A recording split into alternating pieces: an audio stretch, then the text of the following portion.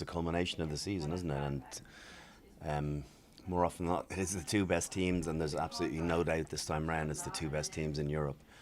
You know, to achieve a final this year is very satisfying, but we know there's still a huge game to be played. To navigate your way to a position where you have the honour, the privilege to be sat in this position ready to go out and to win. You trained today, it's really a day off. Yeah. Thanks for coming. You know, we're not guaranteed anything. I don't think they're guaranteed anything. I think it's going to be a hell of a game. I think they're probably the best team we're going to face, and we know now that you know, in this game they're going to be the best team we faced all year. So that's what happens when you play against a team that's not far off a national, you know, the English national team. Yeah, look, I think it would be very special for all of us to sort of make Leinster Rugby be the first team to win, you know, 5 European titles. It would put us, you know, in a unique category. We want to be the first to do whatever you do, you know, and we know it's going to be incredibly tough. There's a lot of players throughout the Saracens team that we're going to have to stop, and he's obviously up at the top of the list. Because he's one of their best players, if not the best player, and you know, lucky enough to play with them on both Lions tours, and yeah, he's a great competitor. I think that's his probably finest quality, and we're gonna have to make sure that we do everything we can to sort of put enough pressure on him to put him off his game and get, you know, we know that if that's the case, then it goes a long way to stopping Saracens. Thank you.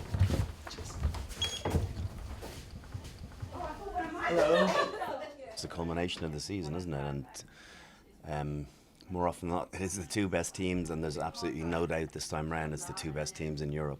You know, Sarries are the first ones to look at going through the competition for the second time unbeaten. It used to be decent a few years ago when you had 3 European Cups.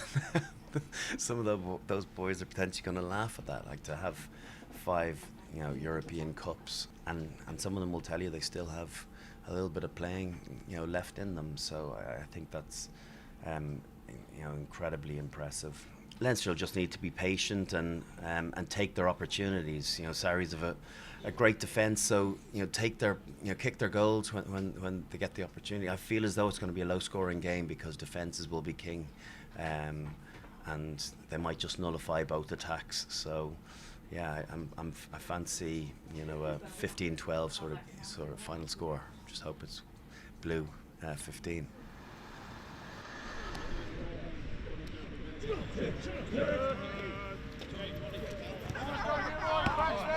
Today I'm watching big fat blokes waddling around a rugby pitch trying to work out who's who, which is what I do during the week. It's all very high tech. It's the perfect final. St James's Park will be exceptional. And I wouldn't bet a cup of tea who's going to win it. It's going to be that close. They're by a distance the best 2 sides in Europe this season.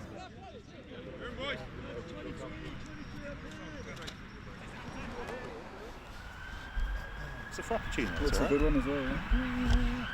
Yeah? In your own mind, are you imagining those steps onto the pitch at St James's Park? How do you prepare mentally? Try and prepare now as well as I can. The key is, as a team, is to get yourself in the right place emotionally come Saturday.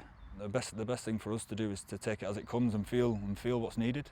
I think we've been doing that pretty well over the past couple of weeks. We talk about Johnny Sexton.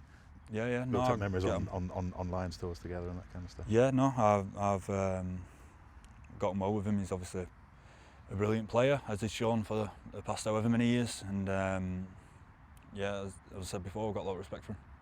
When you look back at all these big clubs and they've got all them stars by the names, and you look at it in admiration and think, what a club. And we've done pretty well over the past few years, but we're still pretty new to it. So we want to keep that going and not take it for granted that we've been in a few finals over the past however many years. We want to make sure we make the most of each opportunity that we get, and we've put ourselves in a good position this year to get there, and we've just got to prepare well for this one and try and get a good performance out there. It's been great talking to you. Thank you for your time. Thank you. Top man. Thanks, Ed. Top.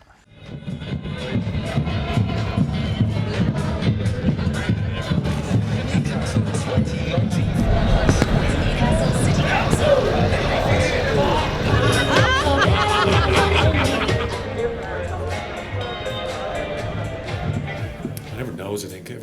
turns minds. It's like everyone knows that there's a great reward there for everybody, but Saracens are going to be in this very similar situation. So we try to focus more of our attention on actually the process of going about how we're going to perform well on the day. I think it's going to be an amazing occasion with two very, very good teams. And it's a great stadium here as well. So it's all set really. What are your impressions of the place? What's it like coming over here for such a big occasion? Sure.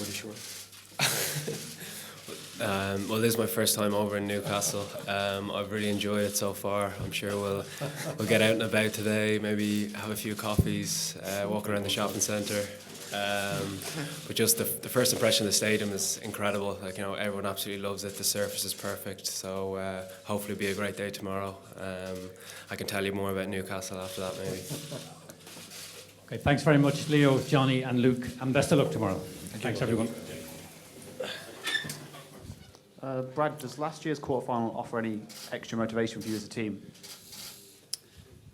Well, I think in terms of playing in the European Cup, you don't really need any extra motivation. I think we've always said it's the pinnacle of club rugby, and we knew after last year's game it was something we were very eager to be successful in. And to achieve a final this year is very satisfying, but we know there's still a huge game to be played.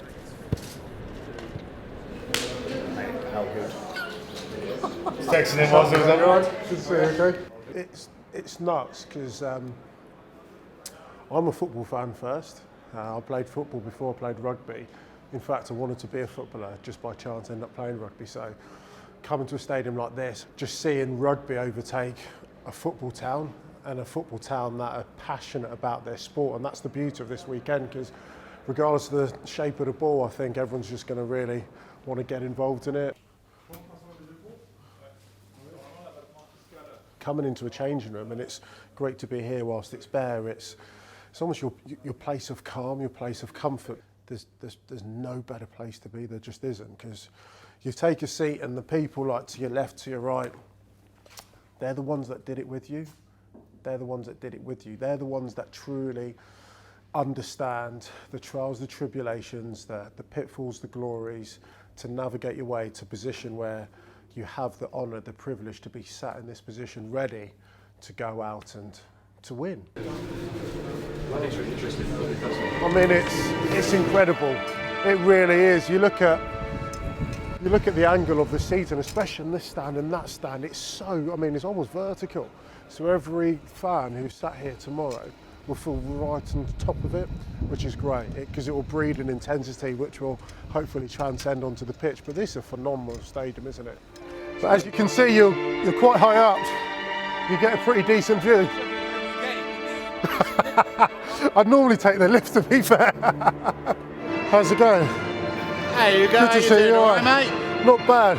So as you can see, this is our commentary position, and I mean the view's just impeccable.